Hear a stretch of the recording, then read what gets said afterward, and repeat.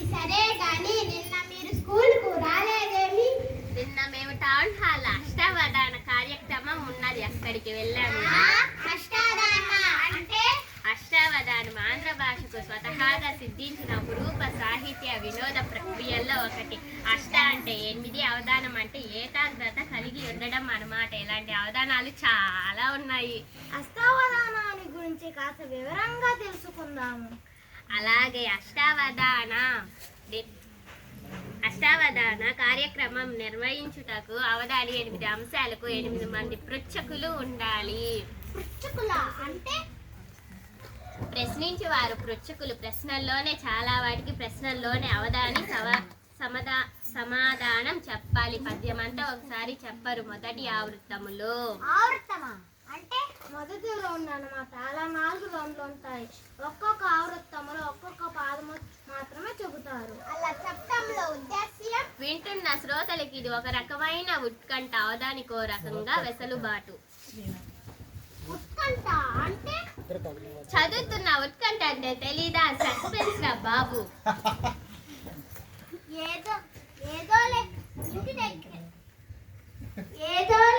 ఇంటి దగ్గర మా మమ్మీ డాడీలు ఎంతసేపు ఇంగ్లీష్ చదువుకోమంటారు, తెలుగు అంటే అవసరం లేదని వారి భావన. అదే మన తెలుగు వారికి పట్టిన పీడ. మమ్మీ డాడీ అనే మాటలు వారికి చాలా ముద్దు.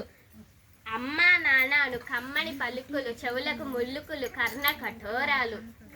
అవన్నీ కాస్త అలా పక్కన పెట్టి అవధానాన్ని గురించి వివరిద్దాం.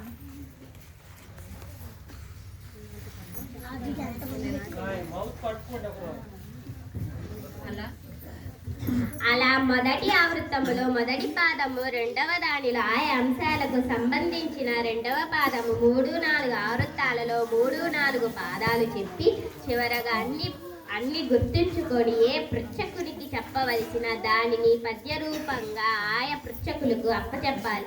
అప్పుడే అవధానం పూర్తయినట్లు.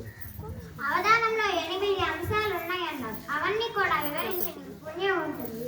అవధానంలో మొదటి అంశయు సమస్యాపూరణ. పృచ్ఛకుడు ఏదైనా ఒక పద్యపాదాన్ని అవధానికి వినిపిస్తాడు. అది పొందిక లేని పదాలతో, విరుద్ధ భావంతో, అర్ధరహిత, అసహజంగానూ ఉంటుంది. అవధాని పృచ్ఛకుడికి ఇచ్చిన పద్యపాదములోని వైరుధ్యాన్ని తొలగిస్తూ ఒక్కొక్క ఆవృత్తములో ఒక్కొక్కటి చొప్పున మొత్తం 4 ఆవృత్తాలలో 4 పాదాలు చెప్పి సమస్యను పూరిస్తారు.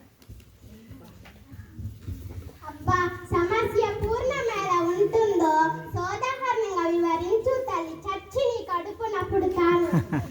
దీనికోసం నువ్వేం చావబడలేదులే, నా ఆయుష్ కూడా తీసుకొని నిన్ను 100 ఏళ్ళు జీవించు పల్లవి.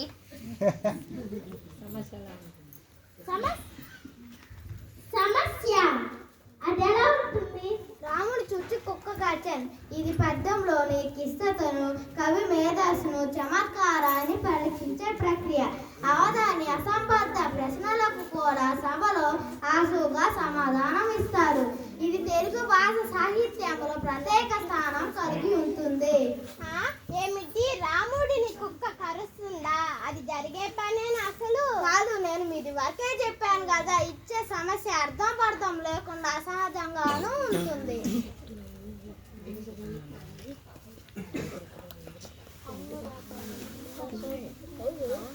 అవునరా, భలే ఇంట్రెస్టింగ్ గా ఉంది ఈ టాపిక్. దీన్ని అవధాని గారు ఎలా పూరించారు, త్వరగా చెప్పు. చూచావా, ఉత్కంఠ అంటే ఇదే. నీలాగే శ్రోతలంతా పూరణ వినడం కోసం అత్యంత ఆసక్తితో ఎదురు చూస్తుంటారు. పృచ్ఛకుడు అవధాని ఏకాగ్రతను చెడగొట్టడానికి ఒక ప్రశ్న వేశాడు. వాడవుడురా బాబు, పానకంలో పుడకలాగా మంచి రసకంగా ఇలా అడ్డుపుల్లో వేశాడు. అష్టావధానంలో వారి పాత్ర తోలుబొమ్మలాటలో బంగారక్కను ఆట పట్టించే కేతిగారిలా ఈయన ఒక హాస్య ప్రసంగికుడు. మీరు అర్థం వచ్చి నన్ను ప్రశ్నలు అడుగుతున్నా, అట్లే వారి సంగతి తరువాత చెబుతాను. సరే చంద్రిక, తర్వాత ఏమైందో చెప్పు.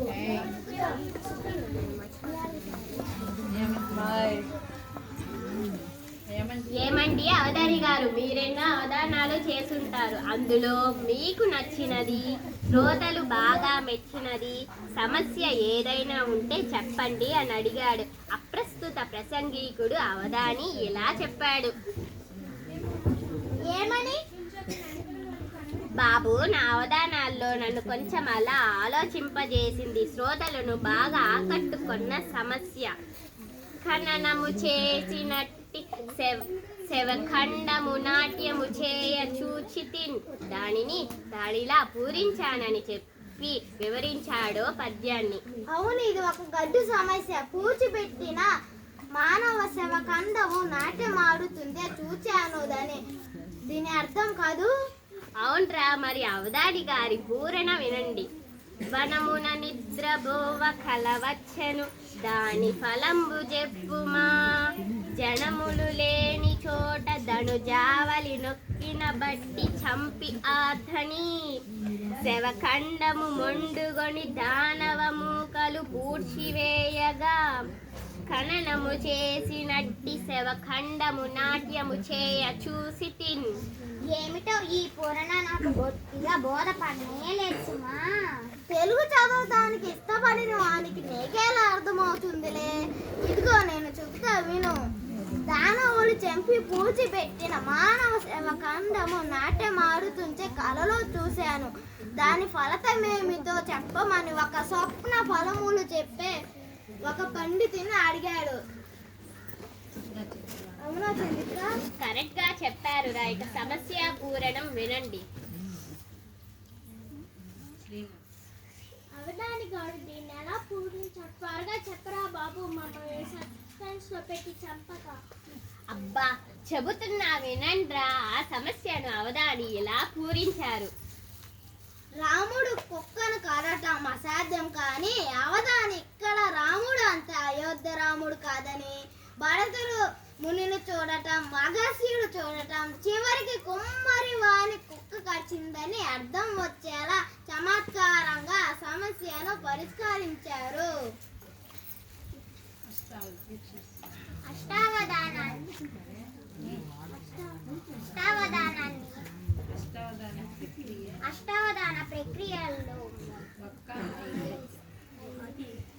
అష్టావధాన ప్రక్రియే ఒక హైలైట్.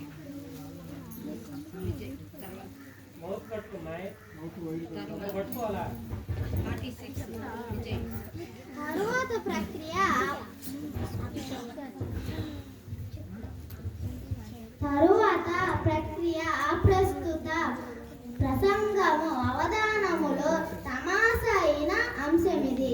అవధాని ధారాశుద్ధిని, అవగాహన బలాన్ని చెదరగొట్టటానికి కీలక సమయంలో ప్రశ్నించి అవధానాన్ని మనసు తిక్కమక్క చేస్తాడు. సత్యభామ కృష్ణుడి ఎడమ కాళ్ళతో తన్నడం నిజమా? నిజమంటే నువ్వు చూసావా? చూడంటే ఎలా చెప్పావు అని తగులుకుంటారు. అబద్ధం అంటే నిలదీస్తారు. తర్వాత హంసము తట్టాపదిరా అంటే 10 పదముల అన్నమాట.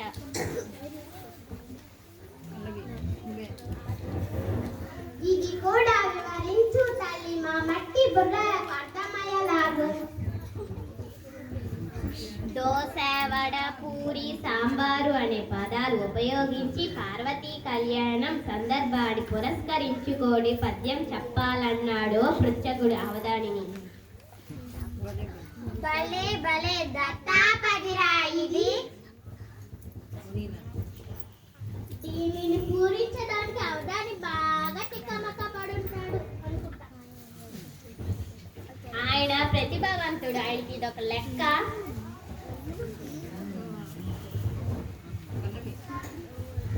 మరి అవధాని గారేమన్నారు? అబ్బా, మీరు టెన్షన్ పడి నన్ను టెన్షన్ పెట్టి చంపకండి. చెబుతున్నా వెంటనే అప్రసంగ ప్రసంగికుడు లేచి, అవధాని గారు, దోశకు దోశె అని పేరు ఎలా వచ్చింది అని అడిగాడు. ఇందులో దోశ, వడ, పూరి. అవునరా. ఆయన సమాధానం ఇదిగో అన్నిటిలో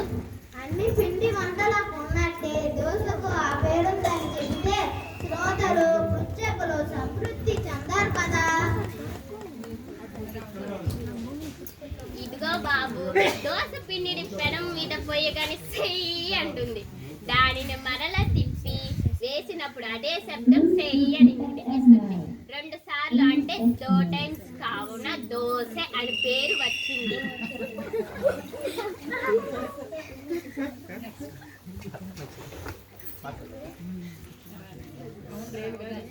అవునురా, అవగాహన ప్రతిభా పాఠశాలతో పాటు సమయస్ఫూర్తి ఉండాలి. ప్రసంగికుడు తర్వాత అవధాని సమస్యపై దృష్టి పెట్టి 4 రౌండ్లలో 4 పాఠాలు చెప్పి చివరగా సమస్యపై దృష్టి పెట్టి పురాణాలు చెప్పారు. ఏమని చెప్పారా బాబు? ఇదిగో ఇలా జడలో దోసడి మల్లె పూలు తురిమెన్ సౌందర్యమొప్పరాగా నడియాడి నడలన్ హొయలు బయలు చిందన్ జాజి పూరీతి పావడ అట్టిట్టుల చిందులాడి పడు భవ్యత్వం వధురత్నమ మప్పడి పార్వతి వెళ్ళి సాంబారు సాంబారుద్రాని సాటియే ఇందులో దోస వడ పూరి సాంబార్ అనే పదాలు ఎక్కడున్నాయా? అబ్బా వద్దు, అంత మాత్రం అర్థం చేసుకోలేవా? నేను చెబుతాను చూడు మరి. దోసలు మల్లెలో దోస, జాతి పూరీలో పూరి, పావడలో వడ, సాంబారుతో జంట పదాలలో సాంబార్. ఇవి ఎక్కడో చెప్పారు అవధాని గారు. అతనికి ఆన్సర్ చెప్పాలి. హ్యాండ్ తర్వాత చెప్పులే కానీ వినండి. అవధానంలో 3వ అంశయు నిషిద్ధాక్షరి అంటే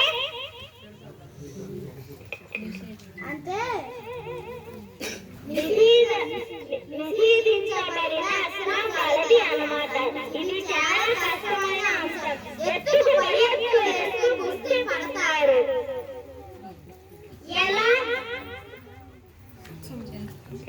అవధాని పద్యపాదం మొదలు పెట్టగానే పృచ్ఛకుడు మొదటి అక్షరం అది కాదు అంటాడు.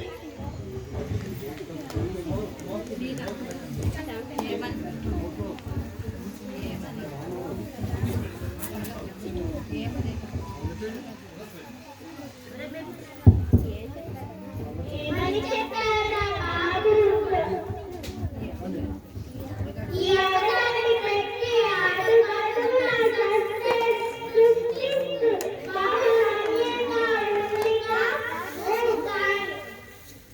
అబ్బా చెబుతున్నా విను మరి.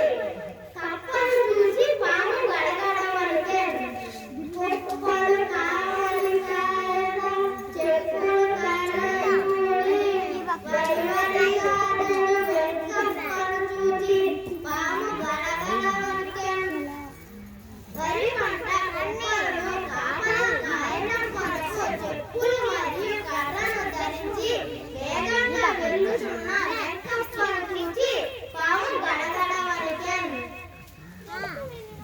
శబాష్, చక్కగా ఉన్నది వర్ణన్. తరువాతి అంశం గణనము. ఒక గంటలు కొడుతుంటాడు అవధాని వెలిగిస్తూ చివరి అతడ కొట్టిన గంట సంఖ్య కరెక్ట్ గా చెప్పాలి.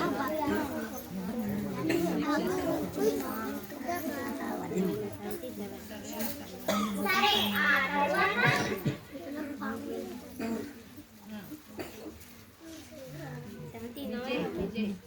తదుపరి అంశం ఆసుడు. ఏదో ఒక అంశాన్ని ఎంచుకొని పుస్తకుడు అడిగిన ఛందస్సులు ఆసుగా చెప్పాలి. టికెట్ లేకుండా ప్రయాణించే ప్రయాణికుడు టీసీని చూడగానే భయపడి ఏం చేస్తాడు అనే అంశము. పద్యము ప్రారంభించే లోపల ప్రస్తుత ప్రసంగికుడు అవధాని గారు మన మధ్య సాహిత్య కృషిని వర్ణిస్తూ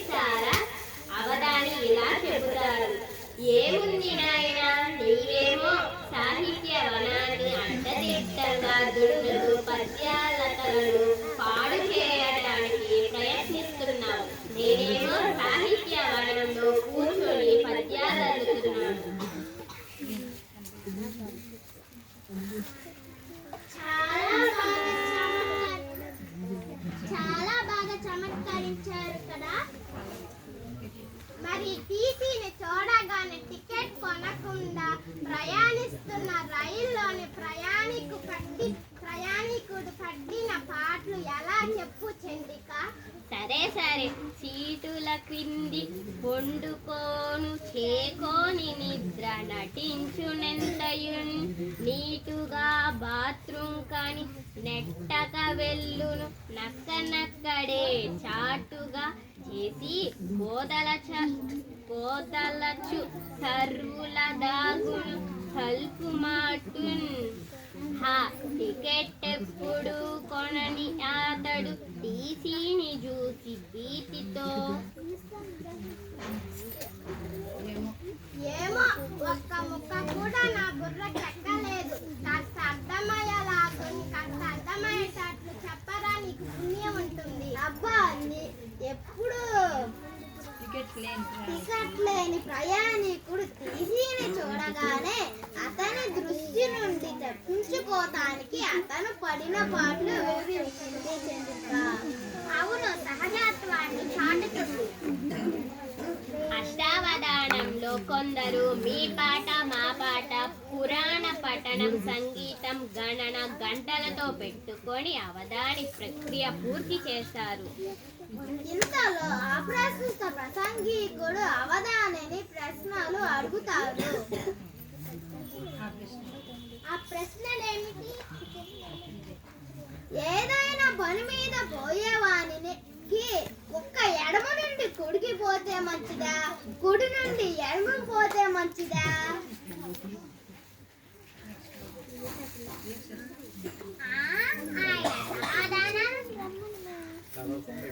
కుక్క ఎటు నుండి పోయినా పర్వాలేదు, కానీ పని మీద పోయేవాడికి కరవకుండా ఉంటే మంచిది కదా.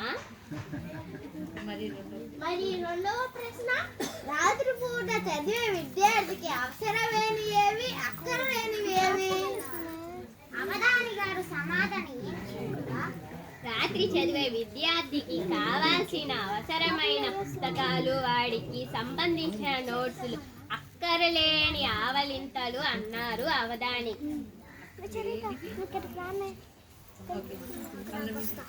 భలే భలే మహాబాగా చెప్పారు అవధాని గారు. ఇంత మంచి అష్టావధానాన్ని కనులారా కని చెవులారా విని సంతోషించిన మీరు చాలా అదృష్టవంతులు. అవును, నాకు మొదటి నుండి మన మాతృభాష తెలుగు అంటే మహా ఇష్టం. అవును, మన తెలుగు భాషలో ఇంత మంచి ప్రక్రియలు ఉన్నాయని నిజంగా నాకు ఇప్పటి వరకు తెలియదు. అందుకే కదా మన రాయల వారు దేశ భాషలందు తెలుగు లెస్స అని ఆదరించింది. బ్రౌన్ దొరవంటి వారు ఇటాలియన్ ఆఫ్ ది ఈస్ట్ అని ప్రశంసించారు. తెలుగు తీయని భాష, విదేశీయులను సైతం ముద్దులను గావించి సమ్మోదముందించిన శుద్ధమైన స్పష్టమైన భాషరా మనది. మరి ఇంగ్లీష్ స్పష్టమైన భాష కాదంటావా? కానే కాదు. దానికి కారణం తెలుగులో కాకుండా ఇంగ్లీష్ స్పెల్లింగ్లు ఉచ్చారణ భిన్నంగా ఉంటుంది. కమ్ము క్యాటు క్లాస్ కి సి కి భిన్నంగా కా పలుకుతుంది. కాము తాకు వాకు వీతులు ఎల్ సైలెంట్. తండ్రి తమ్ముడు, తల్లి తమ్ముడు, అంకుల్ అనే పిలుస్తారు. అదే మన తెలుగులో చిన్నాన్న, పెదనాన్న, మేనమామ అనే పిలుస్తారు. నువ్వు తెలుగు అంటే చదువు కోసుకుంటావు, అందుకేనా? అవునరా, నానార్థము, ఛందస్సు, పద్యాలు, నాటకాలు, బుర్రకథలు ఇత్యాది ప్రక్రియ నిమిడ్చుకొని ఆకాశమాత వైశల్యాన్ని సముద్రమంత లోతు సంతరించుకొని పెరిగి పెద్దై విస్తృతమైనది మన భాష. అందుకే యావత్ ఆంధ్రులకు కాక భాష ప్రియులందరికీ ఆరాధింపదగి ఉన్నది. ఎగ్జాక్ట్లీ కరెక్ట్ ఉంది చంద్రిక. కలదయేవి పునర్జన్మ కలుగురుగాక, మధురమైన తెలుగు నాకు మాతృభాష అన్నారు రాయల ప్రోలు వారు. మీరు వినలేదా? విన్నాము. అవునురా చదువుకున్నాము. తెలుగు భలే భలే భాష. అంతేకాదు బహు పసందైన భాషరా. ఆంగ్ల భాషను ఆరాధిద్దాం, అన్య భాషల